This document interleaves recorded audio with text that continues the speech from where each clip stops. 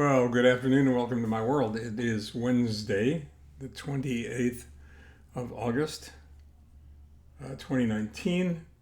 It is journal number 152, which means it's T+147. I should know that. I should know it by tomorrow because I'm headed to the clinic, headed out to Duarte in the City of Hope tomorrow. For lab work and then a visit. So I always get just a little bit amped up before that, wondering what my numbers are going to be and hoping that everything is okay. As my good friend and coach Paul would ask, what does the Mitch meter say? And the Mitch meter says things are pretty good. So I kind of like that. I'll take it. Life is interesting. We've been working diligently trying to go ahead and get the website built and marketing and publicity promotional efforts for the book together, and doing the blog as well. And one of the things that started out like a great idea, like all great ideas, and follows Schneider's laws and rules and corollaries.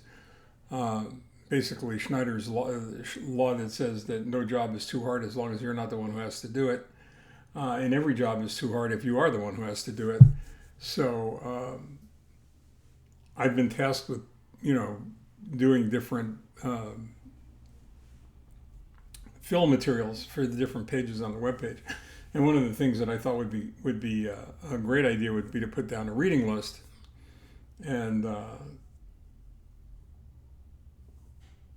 because, basically, and I've said this in the blog before, and I believe it to be true, if you are what you eat, and all the nutritionists and doctors, medical professionals tell us you are, then you certainly are, you certainly think what you read and what you expose yourself to.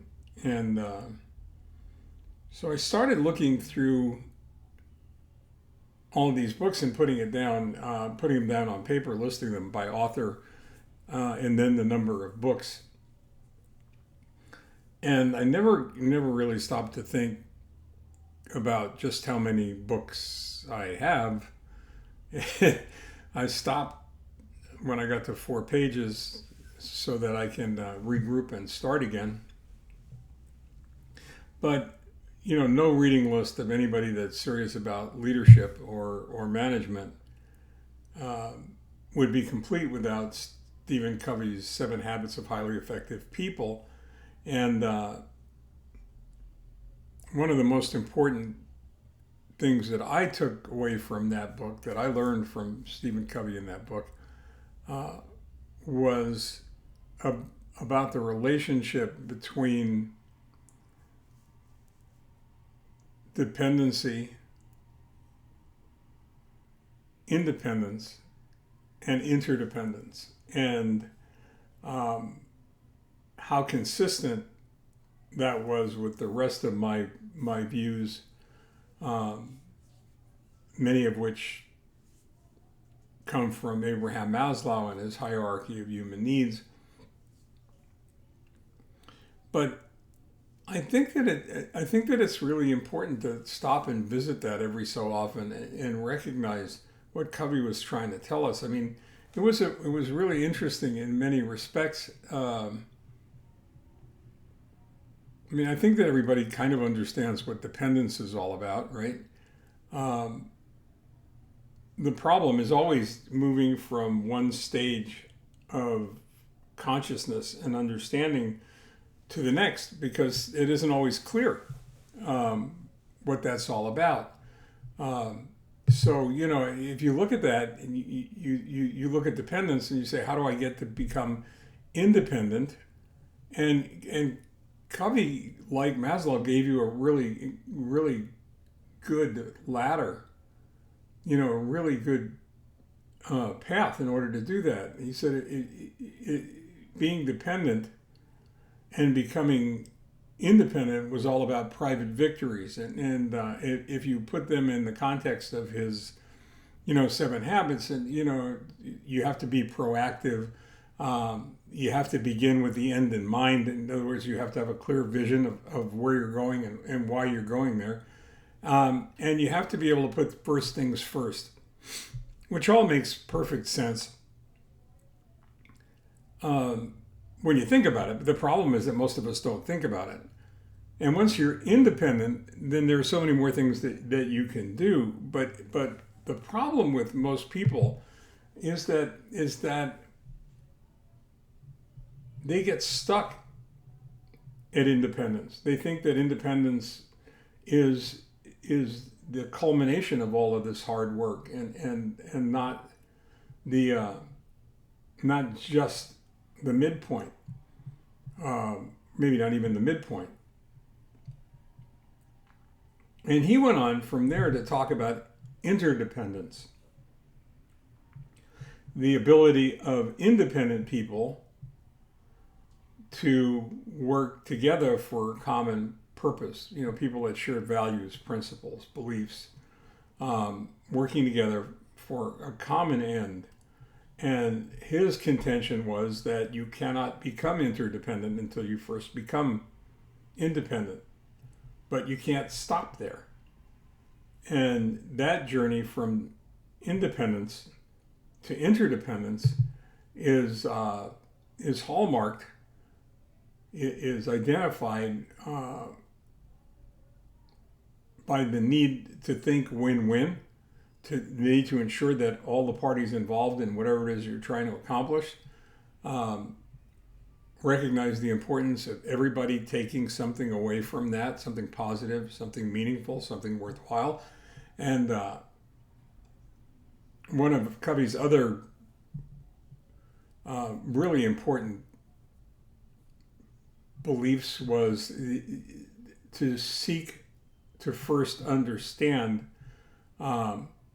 then worry about being understood. In other words, in order to become a leader, a good manager or a good leader, you first had to make sure that you were empathetic to the wants, needs, and expectations of those that you work with. And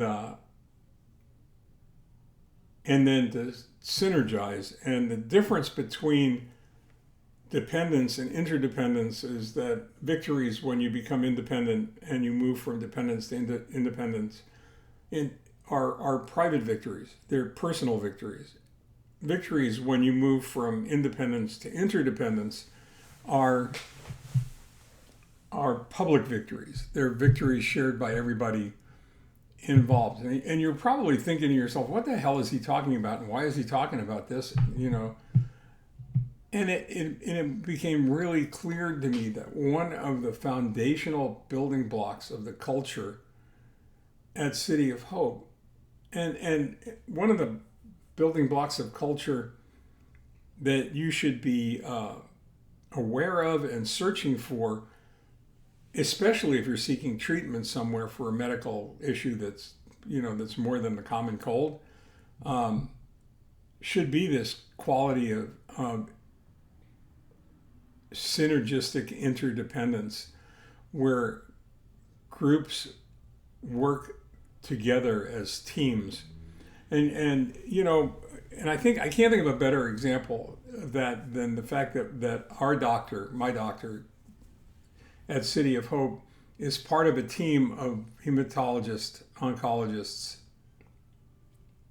at City of Hope, all of whom are brilliant, and all of whom are certainly capable of independence.